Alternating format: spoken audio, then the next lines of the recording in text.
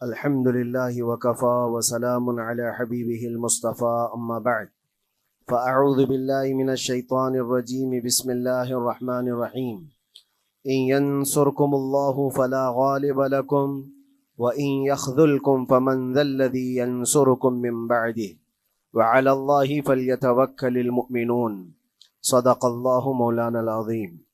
بارگاہ رسالت معاب صلی اللہ علیہ وسلم میں درود پاک کا ہدیہ پیش کریں۔ اللہم صل علی سیدنا و مولانا محمد معدن الجود والکرم وآلہ واصحابہ الکرام وابنہ الکریم وبارک وسلم صلاة دائمتا سرمدا ابدا۔ اللہ عز و جل قرآن عظیم میں فرماتا ہے اگر اللہ تمہاری مدد کرے تو کوئی دوسرا غالب آ ہی نہیں سکتا۔ ان ینصرکم اللہ فلا غالب لکم، تم پر کوئی غلبہ حاصل نہیں کر سکتا اگر اللہ تمہاری مدد کرے۔ وَإِن يَخْذُلْكُمْ فَمَنْ ذَا الَّذِي يَنْصُرُكُمْ مِنْ بَعْدِهِ، اور آگے اللہ فرماتا ہے اور اگر اللہ تمہیں چھوڑ دے یا گرا دے تو کون ہے اس کے بعد جو تمہاری مدد کرے؟ کوئی ہے جو اللہ کے علاوہ تمہاری مدد کر سکتا ہے؟ جب نہیں ہے تو پھر آگے ہونا کیا چاہیے؟ وَعَلَى اللَّهِ فَلْيَتَوَكَّلِ الْمُؤْمِنُونَ، تو مومنوں کو چاہیے کہ وہ صرف اللہ پر بھروسہ کر کے رہیں۔ فتح، نصرت، مدد، یہ سب جو چیزیں ہیں بہت سارے لوگوں کے ذہن و دماغ میں ایسے ہے کہ فوراً آ جانا چاہیے۔ کوئی بھی فتح ہو، کوئی بھی مدد ہو، بغیر تمہارے اسٹرگل کیے ہوئے، بغیر مصیبت اٹھائے ہوئے نہیں ملے گی۔ اگر فتح و نصرت یوں ہی آپ کو روزانہ ملنے لگ جائے تو کیا رسول پاک صلی اللہ تعالیٰ علیہ وسلم مدینہ طیبہ میں بیٹھ کر دعا کرتے تو ساری چیزیں فتح یاب نہیں ہو جاتی؟ آپ صلی اللہ تعالیٰ علیہ وسلم کو بدر میں جانے کی ضرورت کیا پیش آتی؟ احد میں اپنے 70 جوان صحابہ کی شہادت پیش کرنے کی ضرورت کیا پیش آتی؟ اور اسی طرح سے خیبر ہو کہ حنین ہو کہ طائف ہو، کتنی جنگیں ہیں جس میں اپنی جان کی بازی لگائی صحابہ نے۔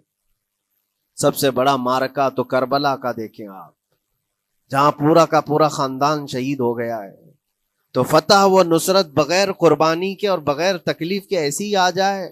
آج کے زمانے میں ہم سوچ کر کے بیٹھے، ایسا نہیں ہوتا۔ اسلام زندہ ہوتا ہے ہر کربلا کے باہر، اور اللہ کی مدد آتی ہے، یہ بھی نہیں ہے کہ نہیں آئے گی۔ کچھ لوگ مایوس ہوتے ہیں، کچھ لوگ نروس ہو جاتے ہیں اور بھاگنے پر مجبور ہوتے ہیں۔ یہ امتحانات کی گھڑی ہوتی ہے۔ ایک حدیث پاک میں آپ کو بتاتا ہوں، اللہ کے نبی صلی اللہ تعالیٰ علیہ وسلم ارشاد فرماتے ہیں کہ آخر زمانے میں ایک ایسی عظیم جنگ ہوگی ایمان والوں کی اور رومیوں کے درمیان۔ کفار و مشرکین ہیں اور مسلمین ہیں۔ اس کو ملحمۃ الکبریٰ کہا گیا ہے، قیامت سے قریب ہونے والی یہ سب سے بڑی جنگ ہے۔ اسی سے آپ اندازہ لگائیں، اللہ کے حبیب صلی اللہ علیہ وسلم ارشاد فرماتے ہیں کہ اس میں کفار و مشرکین 80 جھنڈوں کے نیچے آئیں گے اور ہر جھنڈے کے نیچے 12,000 کی فوج ہوگی، جو تقریباً حساب کرنے پر 9,60,000 کی فوج بن جاتی ہے۔ اگر وہ مومنین سے مقابلہ کرنے کے لیے اتنی بڑی فوج ایک جگہ جمع ہوتی ہے تو پھر اس جنگ کا اندازہ کریں کتنی بڑی۔ اس کو الملحمۃ الکبریٰ کہا گیا ہے اس لیے کہ اس میں گوشت کے چھیتڑے اڑیں گے۔ ملحمہ جو کہا گیا ہے عربی میں کہ گوشت کے ٹکڑے ٹکڑے دیکھے جائیں گے، اس قدر اس میں جانے جائیں گی۔ اس جنگ کے متعلق جو اللہ کے حبیب صلی اللہ علیہ وسلم نے پیشین گوئی کی ہے، جو پہلے سے خبر دی ہے، وہ کیا ہے؟ فرمایا کہ پہلا دن جب ہوگا مقابلہ کا تو اس میں مسلمانوں کی جماعت میں تعداد کتنی ہوگی یہ تو نہیں بتایا گیا۔ کفار و مشرکین کے تو بتایا ہے کہ 80 جھنڈوں کے نیچے آئیں گے، لیکن مسلمان اور مومنین جو لڑ رہے ہیں ان کی تعداد کا کوئی علم نہیں ہے ہمیں، لیکن یہ پتا ہے کہ ان میں سے 1/3، ایک پوری جماعت کا 1/3 حصہ میدان چھوڑ کر بھاگ جائے گا۔ جنگ میں سے وہ میدان چھوڑ کر بھاگ جائیں گے جب اتنی شدت کی چیز ہو رہی ہو، مصیبت آ گئی ہے، تکلیف آ گئی ہے، 1/3 میدان چھوڑ کر بھاگ جائیں گے۔ اور ان پر کیا فرمایا؟ حضور پاک صلی اللہ علیہ وسلم فرماتے ہیں وہ دنیا کے روئے زمین کے بدترین لوگ ہوں گے، ان کی توبہ بھی قبول نہیں ہوگی، وہ سب سے بدترین لوگ ہوں گے، پیٹھ دکھا کر جو نکل چکے ہیں۔ دوسرا مرحلہ آئے گا، دوسرا پڑاؤ، یہ ایک بہت سخت اسٹرگل کرنے والا میدان ہے، مصیبت اٹھا رہے ہیں، مشقت اٹھا رہے ہیں۔ دوسرا دن ایسا ہوگا کہ مومنین کی جماعت کا 1/3، 1/3 حصہ شہید ہو جائیں، قتل ہو جائیں گے۔ سوچو یہ بہت بڑی بات ہے۔ یہ دونوں چیزوں پر میں آج آپ سے گفتگو کرنا چاہتا ہوں۔ 1/3 حصہ میدان چھوڑ کر بھاگ جا رہا ہے اور 1/3 حصہ قتل ہو گیا، شہید ہو گئے۔ بچے کتنے ہیں؟ 1/3۔ لاسٹ میں 1/3 حصہ بچا ہے، یعنی ایک میں اگر 3 پارٹ کریں تو 2 پارٹ تو ختم ہو گئے، 1 پارٹ بچا ہے۔ اور اللہ کے نبی صلی اللہ علیہ وسلم فرماتے ہیں اللہ رب العزت اس آخری تہائی حصے کو فتح مبین عطا فرمائے گا۔ فتح تو ہے ان کی، فتح ہوگی ان کی، لیکن جو حصہ بچا ہوگا وہ آخر کا 1/3 حصہ ہوگا۔ اب اس پر مجھے عرض یہ کرنا ہے، مومنوں کو اگر فتح دیکھنا ہے، اللہ کی نصرت اور مدد دیکھنی ہے، تو یہ 2 چیزیں تو برداشت کرنی پڑیں گی۔ کون سی؟ پہلی چیز اپنوں کا چھوڑ کر بھاگ جانا، اور دوسرا اپنوں کا اپنے سامنے مر جانا۔ یہ دونوں چیزیں ہمیں دیکھنا پڑے گا۔ بہت سارے ایسے ہوں گے جو چھوڑ کر جا چکے ہوں گے، دامن چھڑا رہے ہوں گے، بھاگ چکے ہوں گے، اور کچھ وہ ہوں گے جو لڑتے لڑتے اپنی جان دے چکے ہوں گے۔ یہ دونوں بھی بہت سخت مسئلے ہیں میرے عزیزو، انسان کو یہ پگھلا دیتی ہیں چیزیں۔ اگر آپ کو ایسا لگے کہ میرے اپنے جاننے والے لوگوں میں سے کچھ لوگ مجھے چھوڑ کر بھاگ جا رہے ہیں، تو یہی انسان ٹوٹ جاتا ہے، اس کے دل کی کیفیت بدلنے لگ جاتی ہے، وہ پھر مایوسی کا شکار ہونے لگتا ہے۔ میری جماعت میں 100 لوگ تھے، 90 تو بھاگ رہے ہیں، 10 کیا کریں گے؟ اس کا اندر سے جو عزم تھا، حوصلہ تھا، وہ ڈاواں ڈول ہونے لگ جاتا ہے۔ اپنوں کا چھوڑنا یہ بہت بڑی آزمائش ہوتی ہے، وہ کسی بھی میدان میں آپ دیکھ لیں، کسی بھی میدان میں اپنے لوگ اگر چھوڑ دیتے ہیں تو یہ اس کے لیے آزمائش ہے بہت بڑی۔ اور دوسری آزمائش تو یہ ہے، بچے آدھے تھے، اس میں سے تو آدھے انتقال کر گئے۔ کبھی میرا عزیز دوست، کبھی میرا عزیز مشورہ دینے والا مشیر، کبھی بہت زیادہ مجھے سپورٹ کرنے والا، ایسے لوگ جب انتقال کرنے لگ جائیں تب پھر آدمی پھر ٹوٹ جاتا ہے۔ کچھ تو بھاگ گئے اور کچھ تو قتل ہو گئے، میں کیا کروں گا؟ میرے عزیزو، جو اخیر میں بچنے والے لوگ جو ہوتے ہیں نا، وہ معمولی نہیں ہیں، وہ اللہ کی ذات پر سب سے زیادہ توکل کرنے والے لوگ ہیں، ان کو کوئی چیز ہٹا نہیں سکتی۔ اپنوں کی بے وفائی بھی ان کے قدموں میں لرزہ نہیں لاتی، اور اپنوں کا انتقال ہو جانا بھی ان کے حوصلوں کو نہیں توڑتا، تبھی جا کر کے اللہ تعالیٰ انہیں فتح مبین عطا فرماتا ہے۔ اور یہ چیز ملحمت الکبریٰ میں دیکھی جانے والی تھی، دیکھی جانے والی تھی، جو قیامت کے قریب ہونے والی جنگ ہے۔ لیکن میرے عزیزو، آج ہم نے اپنی آنکھوں سے یہ مشاہدہ کیا ہے، غزہ کی سرزمین پر، فلسطین میں 15 مہینے کے بعد آج صہیونی حکومتیں اور یہودی غاصب حکومتیں صلح کرنے پر اور ایگریمنٹ کرنے پر مجبور ہو گئی۔ دنیا ان کے منہ پر تھوک رہی ہے، تم 50,000 سے زیادہ لوگوں کو قتل کر کے صرف 200 لوگوں کو چھڑانے کے لیے آج بھی فتح کا جشن منا نہیں پا رہے ہو، بلکہ پھر جھک کر کے ان کے ساتھ معاہدہ ایگریمنٹ کرنے پر مجبور ہو۔ یہ فتح ان بچوں کی نہیں ہے تو اور کیا ہے، ان مظلوموں کی نہیں ہے تو اور کیا ہے، جن کے پاس کھانے کو روٹی نہیں ہے اور پہننے کو کپڑے تک نہیں رہ گئے، ان کے علاج معالجے کے لیے دوائیاں نہیں رہ گئی، لیکن عزم اور حوصلہ ایسا ہے کہ اللہ ابھی ہمارے ساتھ۔ میرے عزیزو، ان کے توکل اور ان کے عزم کے متعلق یہ صرف اور صرف اخبار کی باتیں نہیں ہیں، سوشل میڈیا کی باتیں نہیں ہیں۔ مخبر صادق رسول کریم صلی اللہ علیہ وسلم نے 1400 سال پہلے ہی بشارت دی تھی۔ اللہ کے نبی صلی اللہ علیہ وسلم فرماتے ہیں کہ دمشق کے ابواب یا پھر بیت المقدس کے آس پاس رہنے والوں میں ایک جماعت ہمیشہ قیامت تک ایسی رہے گی جو حق کے لیے لڑتی رہے گی۔ حضور پاک صلی اللہ علیہ وسلم فرماتے ہیں حق کے لیے وہ لڑتی رہے گی، قیامت تک ایک جماعت ہوگی۔ اور ان کی فضیلت میں میرے آقا فرماتے ہیں کہ ان لا یضرہم خذلان من خذلہم، ان کو دھوکہ دینے والوں کا دھوکہ ان پر کچھ اثر نہیں کرے گا، یا پھر ان کو چھوڑ دینے والے یا ان کی بات نہیں کرنے والے، یہ سب چیزیں ان کو کچھ بھی ضرر نہیں پہنچائیں گی۔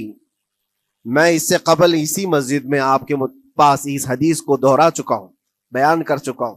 اللہ کے نبی صلی اللہ علیہ وسلم فرماتے ہیں ان کو کوئی چیز نقصان نہیں پہنچائے گی، دھوکہ دینے والوں کی دھوکہ دڑی ان کا کچھ نقصان نہیں پہنچائے گی۔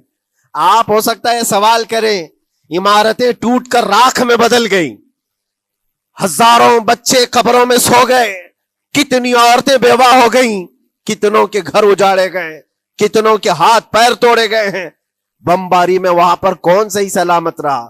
2 لاکھ کے قریب لوگ متاثر ہوئے، اور مولانا آپ کہتے ہیں حضور نے فرمایا حدیث میں ان کو کچھ نقصان نہیں ہوگا۔ یہ نقصان نہیں ہے تو اور کیا ہے؟ ہو سکتا ہے آپ کے ذہن میں یہ سوال گردش کر رہا ہو، آپ بار بار یہ سوچ رہے ہوں گے اللہ کے نبی نے فرمایا ان کو کوئی چیز نقصان نہیں دے گی، دھوکہ دینے والوں کی دھوکہ دڑی سے ان کا کچھ بگڑے گا نہیں۔ اتنا تو بگڑ چکا، پورا راکھ میں بدل گئے، علاج کرانے کے لیے دوائی تک نہیں ہے، تو پھر کیا؟ اللہ کے نبی نے کیا فرمایا کہ ان کو نقصان نہیں پہنچے گا، ان کو ضرر نہیں ہوگا۔ پھر یہ ساری تکلیفیں اور یہ ضرر کیا ہے؟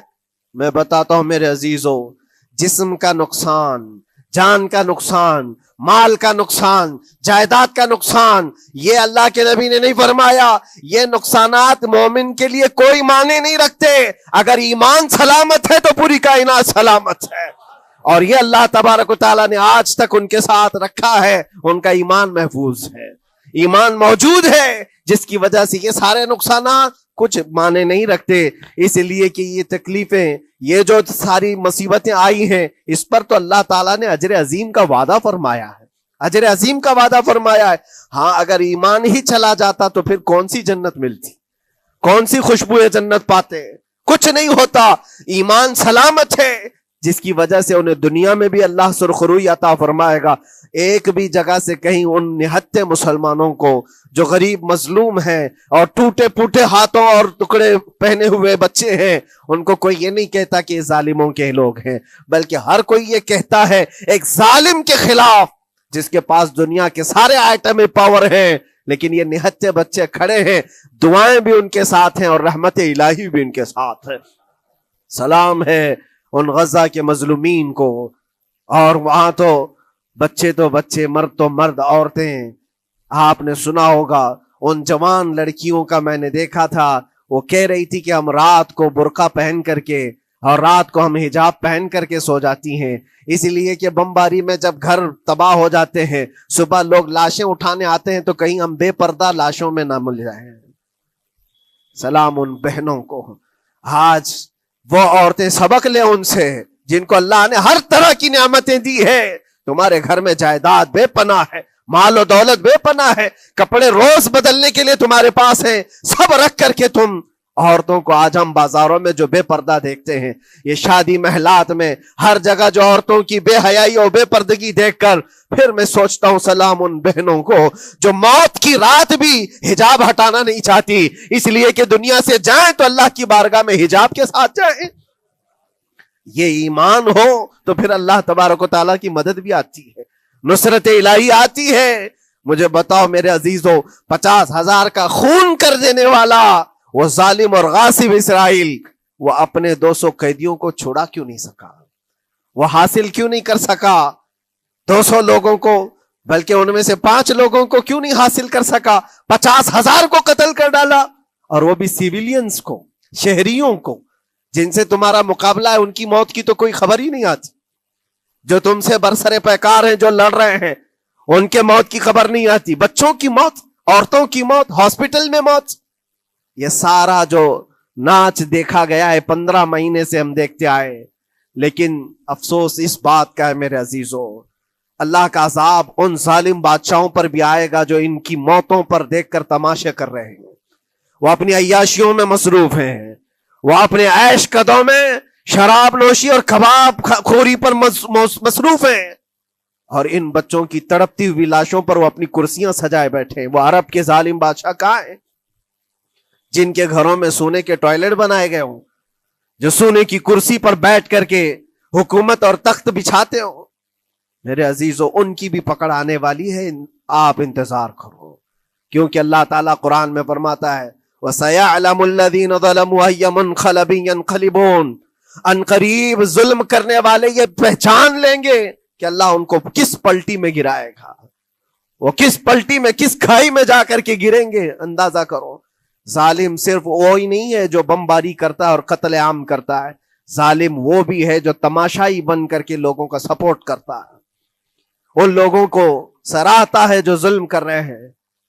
افسوس کا مقام ہے وہ چیختے رہ گئے، چلاتے رہ گئے ہیں، اور پھر اخیر میں وہ بچوں نے پکار کر کے یہ بھی کہا ہمیں کسی جگہ سے مدد کی امید نہیں ہے، نہ ہمارے پڑوسی ملک سے، نہ کسی بہت بڑے مسلم بادشاہ سے، ہمیں امید ہے فتح کی اور مدد کی تو پروردگار عالم سے ہے.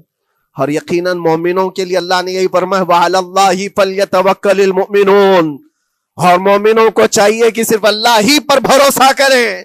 میں نے دیکھا ہے میرے عزیزو، یہ دنیا صرف اور صرف لالی پاپ پکڑا سکتی ہے تمہیں، ان کے ہاں مدد کی کوئی گنجائش نہیں ہے. یہ ہمارے ساتھ کھیلتے ہیں، ان کے دلوں کے اندر سے رحم غائب ہے.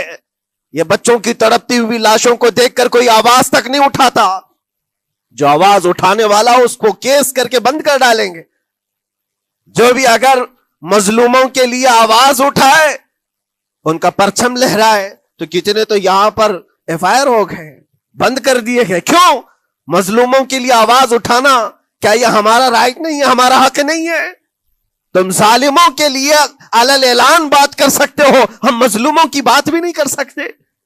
کیسی بات ہے میرے عزیزو؟ ہم جس دنیا میں جی رہے، اسی لیے میں آپ سے کہتا ہوں اٹھو وہ گر نہ حشر نہ ہوگا پھر کبھی، دوڑو کہ زمانہ چھال اپنی چل گیا.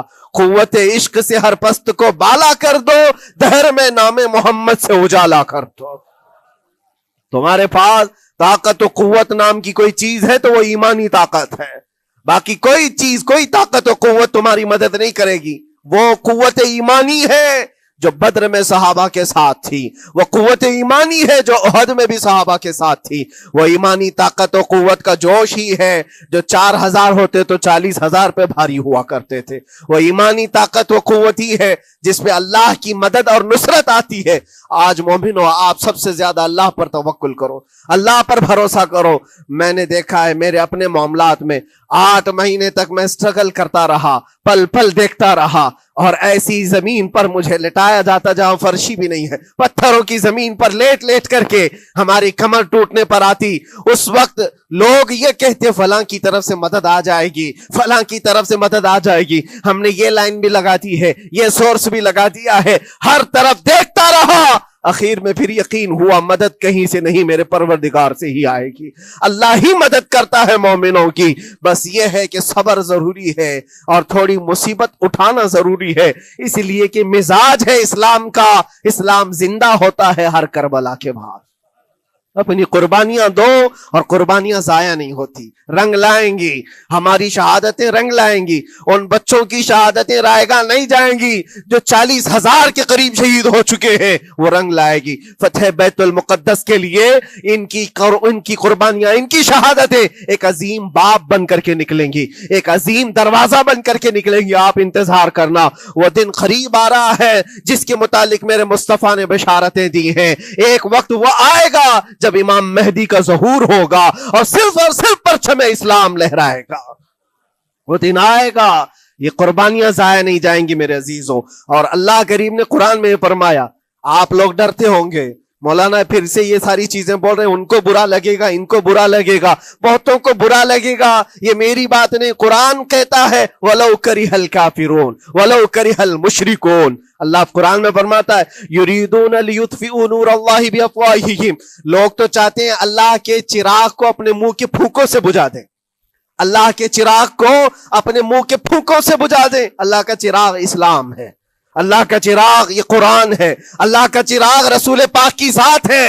اور ظالم یہ چاہتے ہیں اپنے منہ کے پھوکوں سے اس چراغ کو بجھا دے، اور قرآن کہتے ہیں واللہ متم نورہ، اللہ تعالیٰ اپنے نور کو، اپنے چراغ کو مکمل کر کے رہے گا اور پوری دنیا میں غالب آ کر رہے گا۔ آخر میں یہ جملہ اللہ نے فرمایا، اگرچہ کافر یہ بات ناپسند کرتے ہوں، اگرچہ مشرک یہ بات ناپسند کرتے ہوں، میں نہیں کہہ رہا، اللہ کہہ رہا ہے یہ بات تو بری لگے گی ہی۔ ایسا کیوں بولتے ہیں؟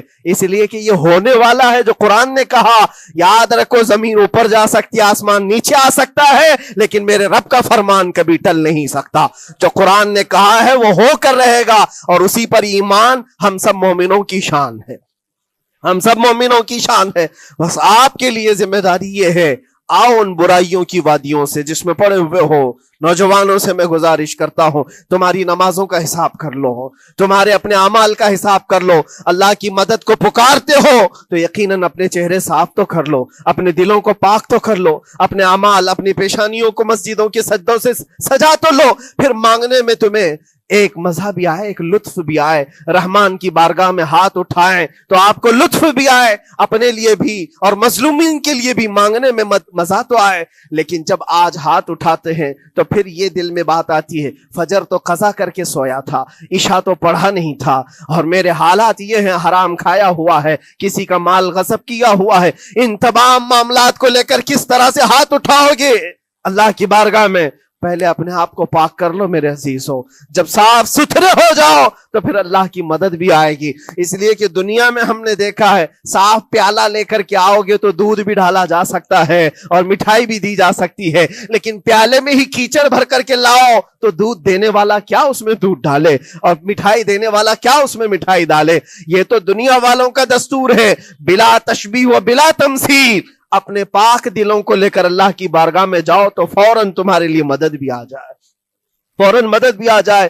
اللہ کریم ان غزہ کے نہتے اور مظلوم مسلمانوں کی فتح کو سدا قائم و دائم رکھے، اور ان کے ٹوٹے پھوٹے بکھرے گھروں کو اللہ تعالیٰ پھر سے آبادی عطا فرمائے، ان کے کمزوروں کو مولا طاقت و قوت عطا فرمائے، ان کے شہیدوں کو مولا اجر عظیم نصیب فرمائے، ان کی بیواؤں کو مولا صبر جمیل عطا فرمائے، ان کے یتیموں کو مولا طاقت و قوت عطا کرے، ان کی مسجدوں کی آواز اور ان کی گونج کو مولا پھر سے بلندی عطا فرمائے، اور ان کے صبر اور ان کے استقامت اور ان کے حوصلے کو مولا پورے دنیا کے مومنین کے دلوں میں قائم عطا فرمائے۔ ان کے ہر طرح کے حوصلے، ان کے صبر اور ان کے مجاہدانہ استقلال کو مولا ہم سب کے لیے ذریعے نجات عطا فرمائے۔ ہماری نسلوں کے لیے اللہ تعالیٰ ایک سبق آموز حکایت عطا فرمائے۔ مولا کریم تیرے دربار میں دعا ہے، ہم سب کو بزدلوں کی جماعت سے نجات عطا فرما۔ مولا ہم کو منافقین اور مشرکین اور کافرین کے وسوسوں اور ان کے تمام فتن و شرور سے محفوظ فرما دے۔ ہم سب کو ظالموں کے ظلم سے بچا، فتینوں کے فتنے سے بچا، شرین کے شر سے بچا، حاسدین کے حسد سے بچا، جلنے والوں کی جلن سے محفوظ فرما۔ خدایا قدیر و جبار، آخری سانس تک ہمارے ہاتھوں کو غیروں کے سامنے پھیلنے سے محفوظ فرما دے۔ تو اپنا اور اپنے حبیبوں کا محتاج بنائے رکھ۔ وآخر دعوانا ان الحمدللہ رب العالمین۔ السلام علیکم۔